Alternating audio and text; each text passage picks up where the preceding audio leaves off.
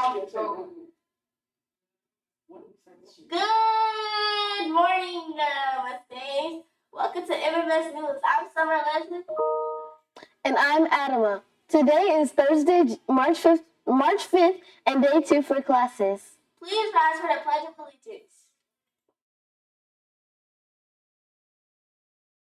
I pledge allegiance to the flag of the United States of America and to the republic for which it stands, one nation, under God, indivisible, with liberty and justice for all. Please remain standing for a moment of silence.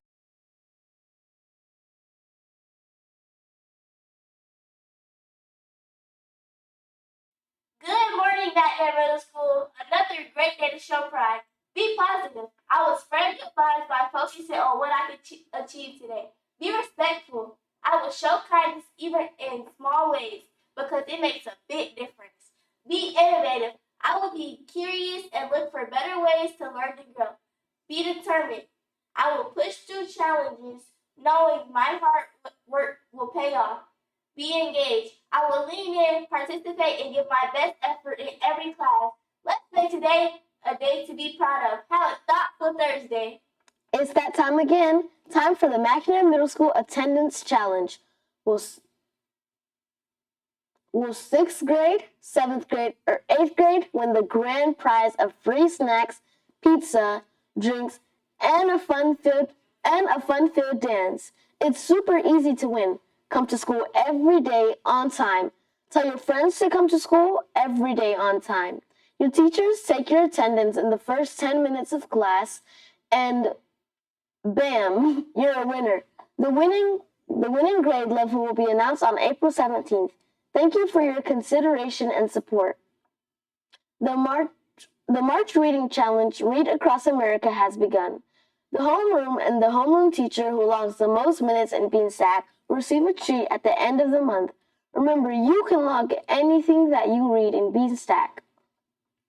Today, the last IBT student will have an opportunity to prepare for the NMTE competition from 4 to 5 o'clock. Please arrange transportations to pick you up on time. There is no Cool Girls today. Please go home on your regular mode of transportation. Polo Club will meet today during intramurals for the Big Three. The book fair is back. Please watch this video for a preview.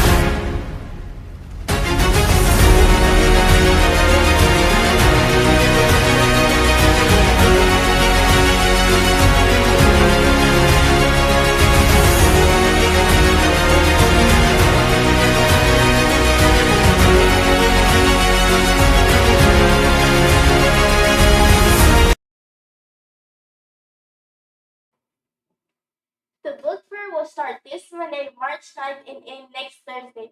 It will be open from 8:30 to 9 a.m. and during all lunch periods. We take cash, credit cards, and Apple and Google Pay. You can also have your parents set up an e-wallet so you can shop at the fair. Visit the website for more details. See you at the fair. The answer to yesterday's Women's History Trivia question, who was the first Black woman elected to the U.S. Congress in 1968, was Shirley Chisholm. No student got the answer correct. Today's question is, what is Ada Lovelace known for? Be the first to put your answer in the Women's History box in the library. Don't forget to put your name and the time on your answer sheet. This question will also be posted on the library website after announcements. Students with the correct answer will have their name entered on the prize wheel. The chosen student will receive a Zaxby's gift card at the end of the month. The March Madness tournament of book has begun. Each week, students will pick from 8 books and vote for their favorite ones until there's only one winner. These are the most checked out books from the past 3 months. The matchups are Reckless versus A Good Girl's Guide to Murder, Diary of the Wimpy Kid, Hardy Cooper versus Dogman, Big Jim Begins, Heartstopper Volume 2 versus Stranger Things, The Bully and the Sisters Grimm Council of Mirrors versus the Sinister Sisters of Other Terrifying Tales. Come to the library or use the link to vote on the library website this week to vote or narrow down our 8 books to 4. The winning books will be announced tomorrow. The this or that question for this week is, would you rather slide down a rainbow or swim in a pot of gold? Today is the last day to vote. The winning result will be read on Friday. In national news, residents of Old North Sacramento near Boxwood Street are overwhelmed by a growing population of chickens. With the city unable to assist due to staffing constraints, neighbors estimate that there are at least 100 chickens in the area, and their presence is hard to ignore. They're everywhere, Alvin Mayer said. It's annoying. It's like we live in a chicken farm, Philip Mallon said. The chickens are not only visible but also audible, with roosters often crowing early in the morning and waking up neighbors. The origin of the chickens in the neighborhood remains unclear. Neighbors don't know if they began as pets and escaped, if they were intentionally released, or exactly how and when they ended up there. Local news, the war in Iran may be thousands of miles away, but economists and farmers in central Georgia say its effects are already working their way toward the grocery store. At the center of the concern in the Strait of Hormuz, a narrow waterway near Iran that handles roughly 20% of the world's daily oil traffic and a significant share of globally traded fertilizer. As conflict in the region intensifies, shipping has slowed and insurance costs have jumped, pushing up prices on farms input that growers depend on every season. The Federal Reserve is monitoring energy and shipping costs as it evaluates its interest rate path. Economists say a brief conflict that allows shipping to normalize could limit the damage, but a prolonged disruption near the Strait of Hormuz risk a new wave of food price inflation headed into next year. Birthdays. Happy birthday to the following students: Adam Sellers, Antoine Reynolds, and Kenjay Elroy. Joke of the day. Where do rainbows go when they've been bad?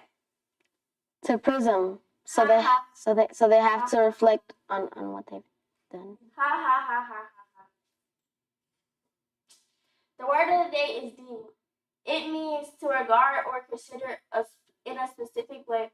The covered bridge was closed to automobile traffic for the winter because town officials deemed it a hazard to motorists.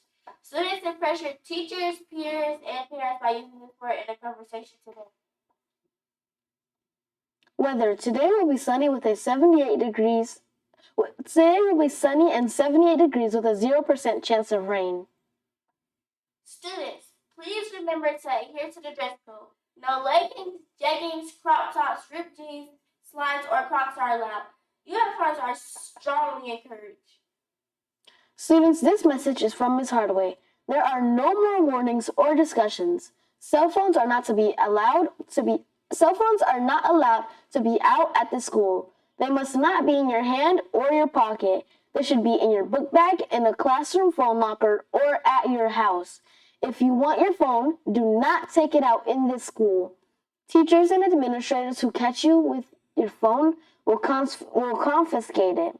Again, no phones are allowed in this school. This includes, but is not limited to, smartwatches, AirPods, and headphones. It is a state law.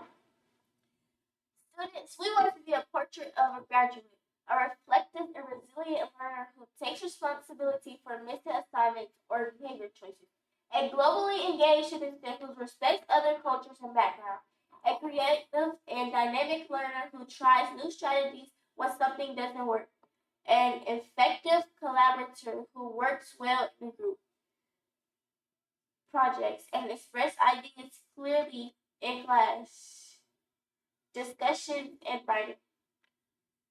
Students, remember that success doesn't just happen.